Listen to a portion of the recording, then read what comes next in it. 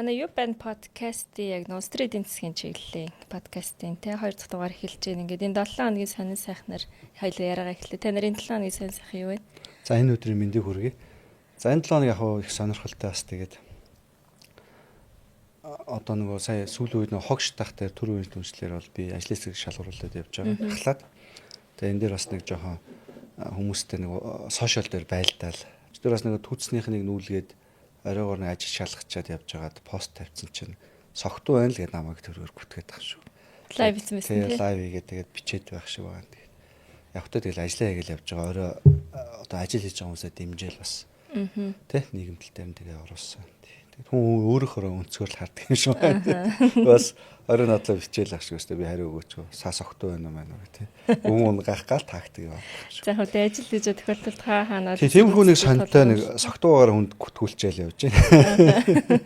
Тэгээд бит хоёр бол улс төрийн эдийн засаг гэдэг бүтэн нэг номыг тэг бүлэг бүлгээр ингээд дугаарлахад явж өмнөх дугаар тойлог анамын талаар ярилцсан болохоор өнөөдөр бол яг одоо Дели Момбайг холбосон эдийн засгийн коридор одоо бүс нутгийн хөгжил за мега прожектыг тухайд хэрхэн төлөвлөж исэн талаар одоо сонин сайхнаас нь хоёлаа хуваалцъя. За яг миний зүгээр олж мэдснээр бол энэ 2014 оны нүүбийн дэргэд байдаг urbanization гэж нэрлэдэг амлаа манайх бол хотжилт те тэр хотжилтын төлөвлөлтийн судалгааны үр дүнгээс харах юм бол дэлхийн нийтийн 54% нь бол хотжсон. Гэтэл одоо 25 оны байдлаар энэ бол 90% хотжилтод хүрнэ гэсэн нэг тийм судалгаа би өчигдөр уншаад тэгээд одоо өнөөдөр болохоор таныг би болохоор яг тэр нөгөө нэг юуны Чинай дүүргийн хөгжлийн талаар энэтхэг улсын жишээг бид бүхэнд гоё дэлгэрэнгүй ярьж өгөөч гэж өнөөдрийн сонголоо. Улс төрийн эдийн засаг гэдэг цуврал 2 дугаар подкастаар өнөөдөр дэлхийд бид нэр Google компани захирал дэлхийн хамгийн шилдэг 10 IT компаниг жигсаад баргалж 10 гүйцэтгэх захирал аруулаа энэтхгээс тэгэл энэтхэг бол IT уус гэдэг бүгдээрээ одоо дэлхийгээр хүлэмж өрцтэй. Тэрний ард ямар нууц байсан юм бэ? Ямар мега төсөл эдийн засгийг ингэж хөгжүүлсэн юм бэ гэх те. Тэгэхээр энэ бол дэлхийн IT коридорын Чинай буюу Тамил Наду гэдэг энэтхийн одоо мужийн Чинай гэдэг энэтхийн 4 дахь том хотод 55 км урт ийм IT коридор бүс нутаг үүсгэж чадсан. Тэгээ энүүрээ энэтхэг улс маань ингээд дэлхийд IT буюу тэгээд IoT буюу интернет of things гэдэг интернет одоо IT төрлийн үйлчлэгээр дэлхийд 1 номерт явсан юм хүчрэг эдийн засаг болсон. Энэний ард ямар эдийн засаг, ямар улс төрийн бодлого, ямар асуудлууд дээрэс нь одоо дахиад нэг хэлэхэд хурдны зам, туулын хурдны зам шиг хурдны замын төсөл маань голлсон. Дэлхийг энэтхэг IT дэлхийд гарч. Энийг бас хэдүүлээ энэ удаагийн хоёлаа цуврал дугаараараа бас яри, дэлгэрэнгүй яри гэж бодоод бас байж байна. Түрүүн бас өмнө ингээд уулзж хахад энэ ярилцсны араас манай айрын хөтлөгч маань түрүү ярьж байгаа бас айгүй олон мэдээллүүдийг авцсан. Сонирхолтой байгаа. Би зарим мэдээллүүдийг бол мэдэхгүй. Би ч нөгөө номоо уншаад номныхан дагуу мэдж байгаа. Тэгээ өөрийнхөө хийсэн дэд үтц болон Улаанбаатар хотод жишиж хараад байгаа байхгүй. Та бол ингээд зарим бас сонирхолтой тоо статистик юмд гаргаж явах ярих байх гэж бодож байна. Ер нь бол одоо ингээд дэлхийд IT хөгжиж байна. Хэдүүл IT-гаараа ингээд хөрөнгө оруулалт татдаг юм давуу улс олъё гэж шийдээд энэ 55 км энэ OMR зам буюу хуучин Махабали Премиум замын дагуу экспресс буюу хурдны зам хий. Тэгээ хурдны замаа ингүүтээ энэ замаа дагуулад хөгжүүлье. IT-ийн кластер бизнесийн төв болъё гэдэг хамгийн анхны удаа энэ Тамил Надын муж одоо 2008-10 онд шийдвэрүүдийг гаргаад тэгээ энэ дээр ингээ хурдны зам хийгээд газар чөлөөлтүүдийг хийгээд хит хитэн чөлөөт төсөөдийг байгуулсан. Зөвхөн IT зориулаад. Тэгээд IT-ийн компаниуд бизнес хийхэд болон түүнтэй холбогдлолтой суурь дэд үтц нөгөө real estate development гэж ярьдэн шүү дээ. Нөгөө орон сууц. Тэд дээр ингээд эдийн засгийн тусгай бүсүүд энэ замын дагуу хийгээд газар чөлөөлөөд эрхийг олгоцсон. Яг би зүгээр нэг бодсон юм л та. Энэтхэг бид нар л эдийн засгийн чөлөөт бүс гэдээ биднээс нэг улсынхаа төвшөндөөс аяух ярьж байгаа те удаж байгаа. Алтан бүлгийн чөлөөт бүс ч гэдэг юм. Гэтэл яг одоо яг энэ Чинай дүүргийн ч юм уу эсвэл энэтхэгийн жишээн дээр харахаар бид нар л нөгөө чөлөөт бүс гэдэг арай өөрөөр жоохон бодлогын хувьд болон ойлголтын хувьд харцангуй зөрүүтэй ойлгоод исэн юм байна гэж хараад байгаа. Тэгээ хааштай бит хоёрын подкаст ингээд улс төрийн эдийн засгийн тухай ярьж байгаа учраас эхлээд чөлөөт бүс гэж те ямар байж тэрийг чөлөөт бүсэд тооцох юм. Дээрээс нь чөлөөт бүс гэж улс төрийн бодлого болон эдийн засгийн бодлогын хувьд яаж холбогдож чөлөөт бүс болтын гэдгээс эхлээд бараг тайлбарлаад өгвөл харцангуй ойлголттой болох юм болов. За ингээд сүүлд яг энэ номоос ингээд нэлээд харж байгаад уншиж байгаад би баримттай юмнуудаас эдийн засгийн чөлөөт бас тусгай бүс гэж яагаад үүссэн юм бэ гэдэг.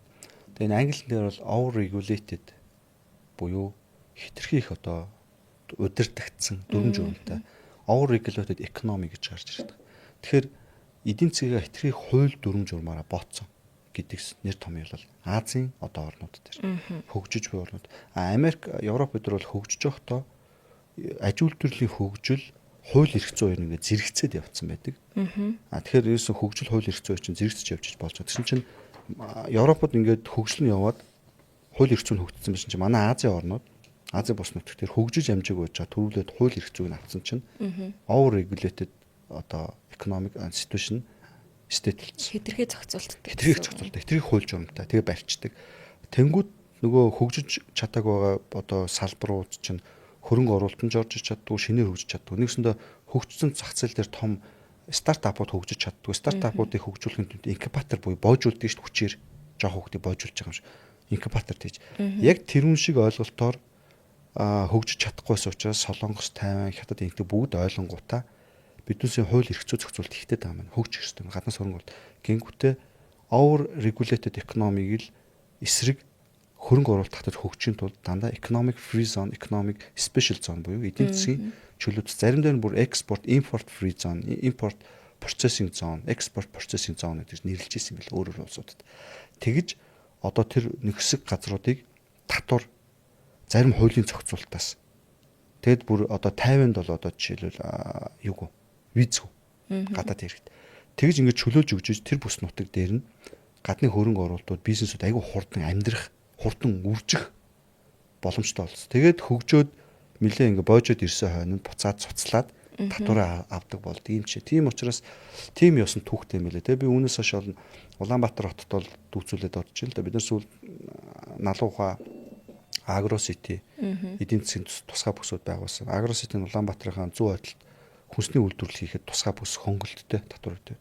Налуу ухаан нэг Улаанбаатар дахь налах дүүргийн тийшээ барилгын материал үйлдвэрлэлийн чиглэлээр барилгын материал үйлдвэрлэлийн тусгай бүс. Тэгээд тэр тусгай бүсүүд дээр хуулийн дагуу дотроо татварын хөнгөлтүүд байж иж тэрэн дээр бүсчлэлийн дагуу зөв төлөвлөлтөн дээр нэг газар кластер үүсч салбарууд хөгжин дээрээс нь хөнгөлөлтөд хурдан тэр салбар босч ирэх хуулийн дагуу шаардлага олгож өгч. Тийм учраас эдийн засгийн тусгай бүс гэж ийм ач холбогдолтой манайх шиг хөгжиж байгаа орнууд гэж ойлгоод байгаа. Хурдны зам үүсээд газар чөлөөлөгдөд ирэхээр нөгөө том хот байсан гэсэн ингээд нөгөө хурдан хүрэх боломжтой болоо. Тэгээд дээрэс нь эдийн засгийн тусгай бүсүүдийг хий зөгөөд хөнгөлөөд ирсэн чинь энтэг ус ерөөсөө IT-гаараа энэ маш том 55 км үргэлжлэх Чинайг хотдох IT-гийн бүр коридор бий болсон. Урт нарийнх нь 55 км урт те. Коридор. Тэгэд энэтэг ус яг энэ дээр ингээд бодохдоо хоёр юм дээр нь суур юмд энэтэг давуу тал байсан. IT-гийн ус болж хөгжөд нэгдүгээр бүх энэтхүүд аягүй бүгд англи хэлээр ярьдаг. Хоёрдугаар IT-гийн салбарын яг энэ бүс нутаг дөрвөн том их сургууль нь Чинай хотын. Тэгээд дээрэс нь боловсон хүчин аягүй олон хүн байсан. Одоо Чинай дүүргийн жишээн дээр байна шүү дээ. Бүтэн нэг мууж улсыг 24 мууж улс одоо 24 хоттой холбох хэмжээний 55 км үргэлжилсэн замыг барьсан байна л та. Тэгээд нөө бит хоёр өмнөх дугаар дээр ирсэн шиг expressway, highway хоёр ингээ ялгаатай гэж ярьж ирсний. Highway нь бол яг Чинай дүүрэг дээр хэрэгжсэн байгаад байгаа байхгүй. Тэрний онцлог нь юу вэ? Дэд бүтцийнх нь одоо шийдэл нь юу байсан талаар та ярьж өгвөл. За эхлээд яг хуу суурьныхад энэтхийн Чинай гэдэг Тамил Надул мужийн Чинай энэтхийн дөрөв дэх том хот тийм ээ. Тэгээд энэ бол одоо бол энэтэг болон дэлхийд тэр IT коридор гэдэг 55 км урт бүс нутаг бол дэлхийн IT болон IoT буюу Internet of Things гэдэг интернет бол IT сервисүүдийн одоо үйлдвэрлэл, бараа бүтээгдэхүүн үйлчилгээ хамгийн шилдэг IT-ийн мэргэжилтүүдийн төв болж байгаа. Тэгээ энэтхийн эдийн засгт дэлхийн эдийн засгт маш өндөр нөлөөт. Тэгээ тэр яаж ийм болсон бэ гэвэл тэр Чинай мужид хуучин тэр 55 км урт тэр доош нөгөө сүм үздэг. Тэр Махаба, Лимпон болоо тэр сүм үздэг 55 км урт аялал жуулчлалын зам байсан. Тэр замыг манай тэр мужийн захиргаа энийг юу нь бол хурдны зам болгоё том. Экспрессвей одоо яг замдаа хайвей гэж хэлээ да. Болгоё. Тэгээд хоёр бус нутгуудын чөлөөлөөд эдийн засгийн тусгай бүс байгуулад дэлхийн IT-ийн шилдэгүүдийг чиглүүлсэн юм бус болохыг гээд. Тэгээд муж шийдвэр гаргаад хуулиараа дэмжснээрээ одоо 2008-10 оноос хойш сүүлийн ерөөсөө 15 жилийн хугацаанд 55 км урт IT коридор гэж үүссэн. IT коридор энэ Чинай ихээр бүр хаач гарч. Тэгэхээр тэр 55 км бүс нутагт юу байна вөхөр дэлхийн шинэлдэг IT-ийн компаниар тий IT компани дээрс нь IT-ийн холбогдлолтой сервер, тоног төхөөрөмж, үйлдвэрлэгчнэр, стартапууд, дээрээс нь шилдэг одоо програм хангамжууд, тэрний үйлдвэртэй холбоотой хүмүүс. Тэгэл ерөөсөө л IT буюу IoT-ийн холбогдлолтой дэлхийн шилдэгүүд тэнд зогссон. Тэгээ тэнд маш их ажлын байр үүссэн, хөгжсөн. Тийм одоо түүхтэй. Тэгээд ерөөсөө тэрийг хөгжүүлэхэд манай энэтхийн мууж бол зөв шийдвэр гаргасан. Эдийн засгийн төлөөт бүсүүдийг байгуулсан, газар чөлөөлтийг улсаар дэмжиж хийсэн. Дээрээс нь яг тэр 55 км урт хуучин замыг хурдны зам болгож тэр зам дагуу хөгжил яваа. Тэр нь төлбөртэй зам. Тэгээд тэр зам өрснөөрөө бас тэр бүтээн байгуулалтууд хийх боломжтой болсон. Одоо Солонгос шиг тоол гейтээр Солонгос шиг тэр өмнөх хоёрын дугаар дээрсэн Гангбу гэдэг шиг энийг бол одоо бол энэтхийн Чанай дахь IT Expressway гэж нэрлэдэг. Яг нэр нь IT Expressway LTD гэхээр яг гарч байна. Хуучин бол Old Mahabalipuram руу буюу OMR гэдэг нэрлсэн замыгаа том Expressway болгоод одоо бол Чанай дүүргийн IT Expressway гэж нэрлэдэг тэр компани бол хэрэгжүүлсэн юм том 55 км хурдны замыг хөгжүүлээд тэгээ хоёр талын газар чөлөөлтийг хийгээд тэрэн дээрээ эдийн засгийн бодлогоор чөлөөт бүсүүдийг хийгээд дэлхийн шилдэг IT-ийн компаниудыг бүгдийг нуурж авчираад үнгүү татваргүй гэж барьснараа өнөөдөр энэтхэг улс бас IT тэргүүлж байгаа шилдэг эдийн засгийн хот доторх мега төслийг хэрэгжүүлснээр болж чадсан гэсэн. Нийт одоо энэтхэг улсын экспортын бараа бүтээгдэхүүний 54% нь IT бүтээгдэхүүн эзэлж байна гэсэн юм статистик байхгүй. Тэгсэн чинь тэр IT бүтээгдэхүүн одоо 54 бусад оронд экспортлж IT бүтээгдэхүүний 33% нь зөвхөн Чанайд өргөт үйлдвэрлэгдэж байна гэж байна. Тэгэхээр нөгөө нэг дагсан зам чи өөрөө экспрессвей биднээс өмнө тайлбарлахдаа бөөхэ зам гэж тайлбарлаад байгаа шүү дээ. Тодорхой нэг зорилгын түвшинд хөгжүүлж байгаа тэр бүс нутагт бөөхөгаар хүрэх тэр одоо нөгөө замын нээж өгснөөр өөрөөр хэлбэл эдийн засгт үзүүлэх нөлөөлөл нь ч гэсэн макро түвшиндээ өндөр байгаа юм байна. Тэгээ түрүүний таны ярьсан шиг тэр одоо хитрхи зохицуулттай нийгмээс илүү чөлөөт зохицуулт руу шилжчихээр энэ чинь бас нэг юм одоо шатны шийдвэр гаргалтын байгууллагуудаас нэг хамтарч ажиллаад байгаа шинэ жишээг бол Азиад тогтоосон гэж бас бичсэн байлээ л дээ. Жишээ нь энэ төвшөндтэй одоо манай Монгол дээр ингээд бид нар хөрвүүлээд харах юм бол шатнтаа бид нар магадгүй тэр нөр regulation буюу хууль эрхцэн зохицуултуудыг нэг ингэж хийвэл зүгээр гэсэн санаа танд одоо чиний номноос уншаад төрсөн үү? Одоо манайхан бол яг нэг хөгжил том компани, том хууль эрх зүй, том менежменттэй жижиг стартапууд жижиг байна гэдэг шиг хөгжиж байгаа нэг том нарийн зохицуулт хэрэгтэй. Хөгжиж байгаа зарим хэсгүүд дээр чинь юм энгийн байх хэрэгтэй байхгүй. Одоо энгийнээр худалдаа авалтыг хуульдсан тийм шүү дээ. Манай худалдаа авалтын хуулийг шүүмжлээд байдаг нь 5 сая юм худалдаж авах 5 тэрбумын 2 худалдаж авах зохицуулт процесс нийтлэн болчиход байдаг. Тэгэхээр 5 саяхыг бол маш энгийнээр худалдаад авчих хэрэгтэй. 5 тэрбумын юмыг бол нэлээд хяналттай авах хэрэгтэй. Тэрүүн шиг одоо энэ улс их орны хууль журмуудчсан хөгжсөн эдийн засгтаа сайн байхаас биш төрүүлээд үйлдвэрлэлээсээ төрүүлээд хууль журмыг хөгжчихөөр тэр үйлдвэрлэл эдийн засаг хөгжиж чадвал нэг бүснэ. Одоо газар тариалангийн хувьд маш нарийн хөгжөө явуучвал салбар нь хөгжих гэхээр боогод идэх шинэ стартапууд. Тэгэхээр тэгж жишээг бол ойлгосон. Өмнө нь бол би зүгээр энэний өмнө юу гэж боддог байсан бэ гэвэл хууль журам хөгжчихснээр манад стандарт байхгүй л гэж бодоод байдаг гэсэн чинь тусаад жишээнүүдээ аваад эдийн засгийн тусгай бус чөлөөтс яагаад үүсдэг юм бэ гэх ингээд тэгээ юунаас олж энэ чөлөөтсөд үүссэн гэсэн чинь манайх шиг хөгжиж буй орон ядуу буурай орон төрүүлээд хууль журмыг хөгжсөн чинь маш хөгжсөн чинь шинээр бизнес стартапын юмуд хийхээр тэрэндээ баригдаад татвар юмдаа дийлээд босчиж чаддаг юм. Тийм учраас эдийн засгийн чөлөөт бүсийг байгуулад тусгай бүсийг байгуулад татваргүй маш олон юмнууд нь хуулийн хөнгөн хэлбэрээр явдаг. Дээрээс нь зарим гадаадын иргэд визгүй чөлөөтэй юм. Тусгай бүсүүдийг нээжид тусгай чөлөөт одоо эдийн импортын бүс гэнэ экспортын бүс гэнэ өөр шоон цогц. Тэгжиж тэр газар хурдан тэр төрлийн салбар бизнес хөгжиж юм байна. Хөгжсөн хойно буцаагаад татвараа тавьчих уул цаашаа авч. Тэгэхээр хөгжүүлэхийн тулд хэрэгэлдэг. Тэгж бодохоор би одоо зарим салбар дээр хууль эрх зүй байхгүй юм бол зүг юм байна. Тэгээд бид нар зэрэг чөлөөтэй хийх хэрэгтэй. Зохицуулахгүй орхих тухай асуудал юм. Тийм. Яг зохицуулахгүй орхих шүү. Тэгээд байхгүй жаад чөлөөтэй хийгээд тэр зүйл нь амьдраад ирсэн хойно яг зохицуултын асуудал гарч ирсэн баг багаар хийж байгаа юм. Тэгэхээр төрүүлээд маш их зохицуулт хийчихээр эн чинь хөгжихгүй ингээ боомлчт юм байна. Тэр бол яг энэ Азийн улсуудын бүх ч тийм учраас л эдийн засгийн тусгай чөлөөт төсгээд чөлөөтэй юмыг одоо хил дээр байдаг чөлөөт бүстэр чинь чөлөөт орж гардаг шүү дээ. Тийм учир нь тийм л. Тэгээ энэ Азийн орнуудад маш их хөргөжж явсан. Европ, Америкийн орнууд бол чөлөөт төсүүдийн талаар айгу бага ойлголттой байдаг. Тэгтээ зөв юм. Азийн орнуудад ялангуяа Хонконг, Малайз, Тайвань, Вьетнам, тийм ээ, Хонконг, Япон, Хятад энэ тийг эднүстээр бол эдийн засгийн тусгай бус чөлөөт. Яг л бид нар чи Европуудыг сүүлд араас нь дагаж хөгжиж байгаа. Тэгэхдээ хууль журмаараа базагдаад байсан учраас хурдан хөгжиж гаднаас хөрөнгө оруулах юм бол ерөөсөө free economic зоонууд ингэж үүсгэжсэн түүхтэй. Чанай хотын энэтхийн хувьд болохоор энэтхэг дэлхий дээр энэ IT IoT буюу интернетийн энэ үйлчлэгүүдээр дэлхийд тэргүүлж гарч ирэхэд тулд бас нэг онцлог нь ерөөсөө энэ байсан харагдаад байгаа. Чөлөөт бүсүүдийг аягүй зөв ашиглаж чадсан хүүхдүүдийг хийсэн.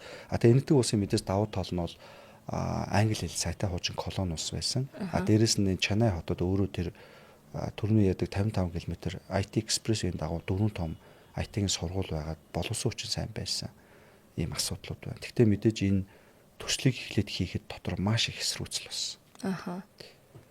Тэгэд одоо чинь манай Монгол улсын хувьд бол одоо бид нэр нийслэл дээр нэг юм чөлөөт бүсийн асуудлуудыг бас ярьж штэ. Одоо налахыг дагсан налан ухаагийн төсөл, агроситигийн төсөлтэй. Агросити хэр имэлтэр ингээд хөгжүүлнэ гэдэг.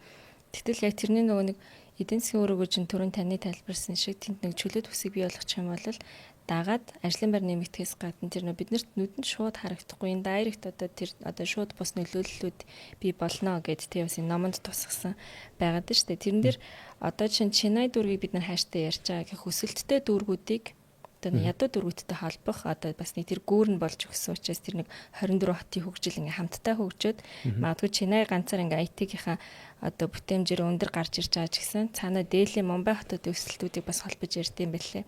Тэгэхээр одоо та эдийн төлөвлөж байгаагаар харах юм бол налан ухаагийн төсөл агроситигийн одоо тэр чөлөөт бүс ингээд хэрэгжих юм бол одоо ийм үзүүлэлтүүдээрээ сайжирна гэсэн тийм та тооцсон тийм тоо үзүүлэлтүүд ямар вэ? За агроситийн налан ухаа хоёр дээр бол эдийн засгийн тусгай бүс байгуулсан. Агросити болохоор хүнсний чиглэлээр налан ухаа болохоор барилгын материал. Энэ хоёр дээр болохоор яг одоо ингэж барьж байгаа судалгаа тооцоол нарийн яг тоомж байхгүй наа зөвхөн 20-40 дээр болохоор тэр юунууд дээр нь Улаанбаатар 20-40 төлөвлөгөн дээр бол хотод боломжтой тэн дээр бол хийгдсэн тэр солонгосын зөвлөл үйлчлэгийн компаниудын хийсэн тооронд цаашаа ингэж хийх ёстой гэдэг төлөв үндэслүүд бол байгаа.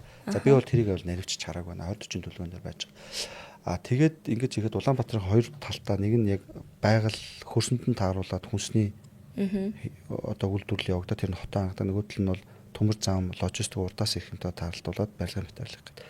Тэгээд тэр дунд байгаа яг туулын хурдны зам чинь өөрөө Улаанбаатар хотыг баруун талаас зүүн тал хүртэл хотын дундаасаач гарах чөлөөт явах боломж нь олгож байгаа. Юуснаа ганцхгүй. Одоо байгаа хот хөгжихгүй эдийн засаг хөгжихгүй байгаа зүйл чинь бас хотын нэг талаас нөгөө тал зөвхөн төв орж гарах. Монголын баруун аймгаас зүүн аймаг руу явж байгаа хөдөлгөөн чинь Улаанбаатар хотоос дайрж гарахтаа жирийн замаар гэрлэн тохиогоор яваад байгаа. Тэгэхээр энэ бас Улаанбаатарын төвөгжрөлд нэг 10% нөлөөлдөг гэсэн тооцоо бас байдаг санагдаад байна. 17 жил. Тэгэхээр бид нар тэр хурдны замыг хийснээрээ Улаанбаатарын төвөгжрөл энэ нөлөөлөхгүй. Тэгээд дээрэс нь хотын захын энэ бүсчсэн хотууд чөлөөт бүсүүдээс хотын төвөөс аяга хурдан явах одоо бараа бүтээгдэхүүн хурдан явах үйлчлэгэнд авах тийм одоо юуг нээж орц гарцыг нээж өгсөн аяга хурдан. Тэгснээрээ тэр бүс нутагт бас өөрөө бүтээн байгуулалт нь хурдан явна, хотод төвөгжрөл багасна. Дээрэс нь тэр бус нутгийг тусгай бүсээр хуулиараа татвардаж өглөөцгөр яг тэр чиглэлээр маш хурдан хөгжих боломжтой л болж байгаа. Нийлүүлэлт ч гэсэн цаг алдахгүй байх юм бол тэр хэмжээр өөртөө өөрөөр тэрний жишээ л одоо нийтхийн тэр IT Express-ийн жишээ болоо гэж боддtiin. Тэгээд яг хөө энэ төслүүдийг хийж хахад маш олон асуудал гарна газар чөлөөлтгөл. Тэгээд тэрний жишээ бол яг энэ одоо энэ IT Express-ийн Чанай хотын IT коридор болох төр бол маш их дурддагдсан байл асуудлууд. Тэгээд бид нар бол яг тэр одоо нийгмийн асуудлуудыг өнөөдөр бүгдийг туулж байгаа юм болоо гэж бодож байгаа тийм.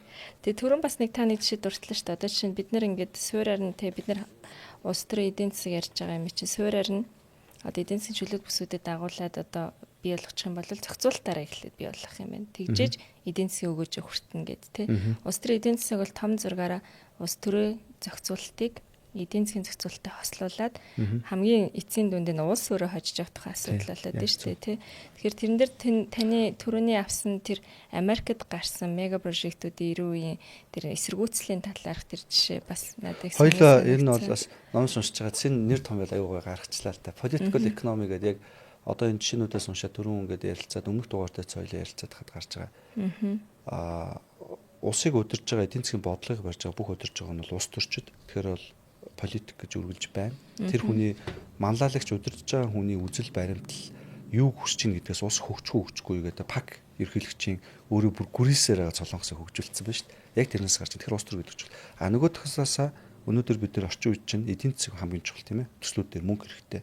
Мөнгөөр л бүх цогцлогоо харилцаа явж байгаа шүү дээ. Тэгэхээр макро эдийн засгаар макро эдийн засгийг ойлгоод улс төрийн шийдвэртэйг нийлжээр хоёулыг нөө political economy болоод байгаа. Та бүхэн яг дундаас нь бол ус хожих хэвээр.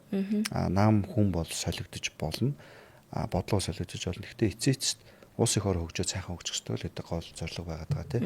Тэгээд энэ дээр ингээд явж хахад том мегацлууд бол үнэхээр хийх хэрэгтэй байгаа. Энд чинь new megaцл гэдэг энэ Чанай айтах. Тэгээд энэ энэтхэг чинь бүр энэ Чанай хотод IT корпорационээр энтэг ус дэлхийд гарч ирлээ шүү дээ. Бүр Америкийн зах зээл дээр тийм. Бүр дэлхийд дээр. Одоо бид нар институт гэхэл IT гэж мэддэг тийм.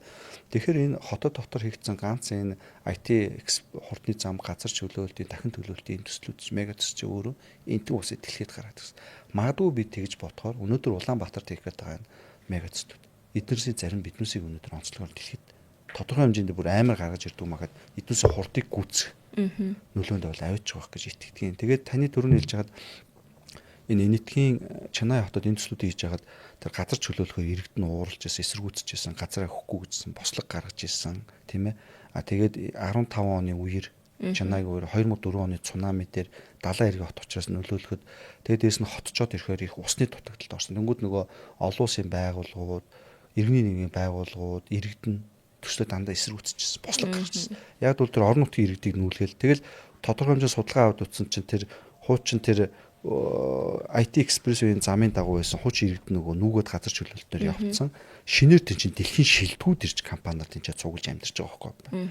Тэгээ яхаа орон нутгийн иргэдтэй айгүй ээлгүй болохоор энэ хийхгүй мэхгүй гэл дэмжээл эсэргүүцэл. Тэгээ бүр энэ эсэргүүцлийн талаар нэг жишээ гарсан 1950-аас 60 оны үед Америкийг New Great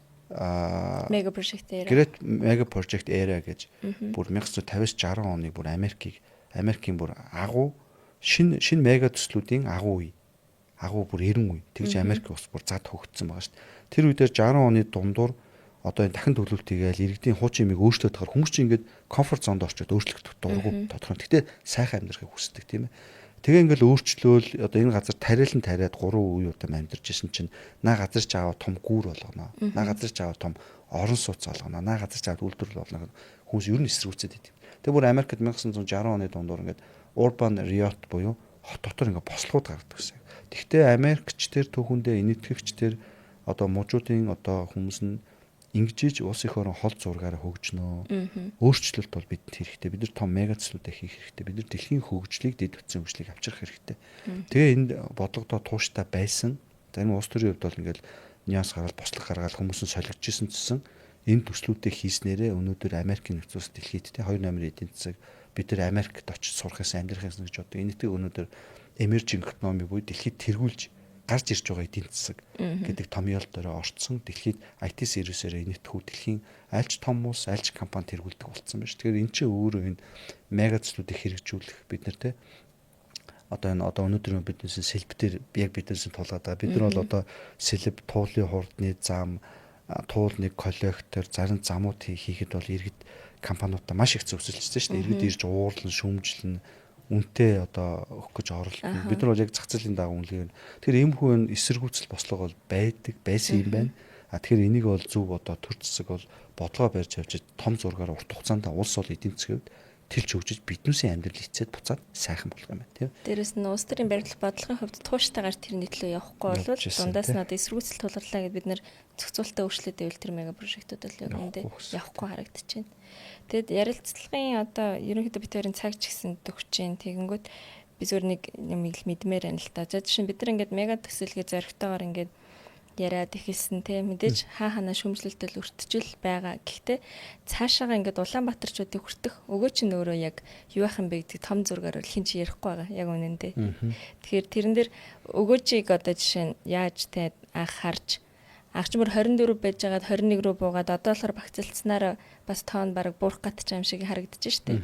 Тэгэхээр бид хэдийн одоо ярьж байгаа энэ мега төслүүдийн үр өгөөжийг бид нар одоо өнөөдөртөө шууд хүртэхгүй ч гэлээ те бид нарт ямар өргөж ирэх хэдийн засгийн агуулгаас гадна амьдралын чанар сайжирна гэдэг ч юм уу те одоо маш энгийнээр хэлэхэд яг бид нар нөгөө нэг сүүлийн яг нэг 40 жилд шинэ дэд үтц зэрэг болохоор хүмүүс аягүй итгэхгүй байна. Одоо хамгийн энгийнээр харахад манай зайсан хаан уул дүүрэг маань тийм ээ. За энгийнээр ярих юм шинэ эсгүүдэл. Бид нар хуучин эсгүүдэл ямар байлаа шинэ эсгүүдэл маань одоо ямар гоё юм те. Яг тийм шиг бид нар шинэ юмд бол амхан тасчдаг. Гэхдээ бид нар одоо энэ төвжирлгүй байх хамгийн энгийн одоо Улаанбаатар хотод ингээд одоо би бол нийслэлийн шинэ офс чи хаан болдог шүү дээ. Өдөр явах юм бол цаг 30 минут, 2 цаг. Өглөө эрт орой бүр шөнө явах юм бол нэг 40 50 минут явчих тий. Хэрвээ метро Таранбаатаа болсноороо эн чинь би 20 минутанд явна. 30 минутанд явна. Метрогоор бол бүр 15 минутанд явна. Өдөр болгон хүн амьдралынхаа цагаа би бол бараг 2 цагийн зам дээр өнгөрөөж шин. Өдөр болгон 2 цагийн зам дээр төгжиж өнгөрөөж явахаар 40 минутын өнгөрөөл цаг 30 минутанд төгжих болно. Тэгээ бүхэн ингэж ирэхээр бүтээмжаагүй сайжирдаг л. Тэгээ яг иймэрхүү юмнуудаар бол тодорхой жишээ гарах бах. Дээрэс нь агаарын бохирдол болно. Агаарын бохирдол өнгөрсөн жилээс бол нэлээд буураад эхэлсэн шүү дээ. Хүмүүс их анзаардаг. Хүн их сайн юмыг бол анзаардаг. Одоо сэлбдэр бид нар 2000 айлын газар чөлөөлөхөд тэнцээ албан ёсны станцын эмчилтээр 22% агаарын бохирдол буурсан байна. Яг тэр 3 станцын албан эмчилтээр бид 2000 яндан буулгасан. Тэгээд дахин төлөвлөлтийг хийгээд байгаа бидний төсөл чинь одоо энэ агаарын бохирдол үүсгэж байгаа юмнуудыг байхгүй болол эдийн засгт хэлэх гээл. Ярил маш олон ач холбогдолтой л да. Нэгсэндээ ингээ ойлгол та бүхэн маань одоо бид нар сайхан гадаадад очиж амьдардаг очдог хүүхдүүд дээрээ те одоо манай ах эгч нар маань Америк явж гин, Австрали их сүлд монголчууд явж гин, хятад явж гин. Тэгээ бид нар тэр хотуудыг очиод солонгос ямар гоё юм бэ гэж боддоо шүү дээ. Бид нар яг л тийм гоё юм бий болох биднэрт боломж байна. Ягаад бид нар гоё Сеул Ганам дүүрэг шиг гоё хотод Сэлбиг тийм болгож болдог. Сэлбиг Ганам дүүрэг шиг гоё болгох. Боломжтой. Тодорхой хэмжээний төвчээр хэрэгтэй. Тодорхой хэмжээний төвчээр тэ нэг 10 жил 5 жилийн араал зоригтой хийх тууштай.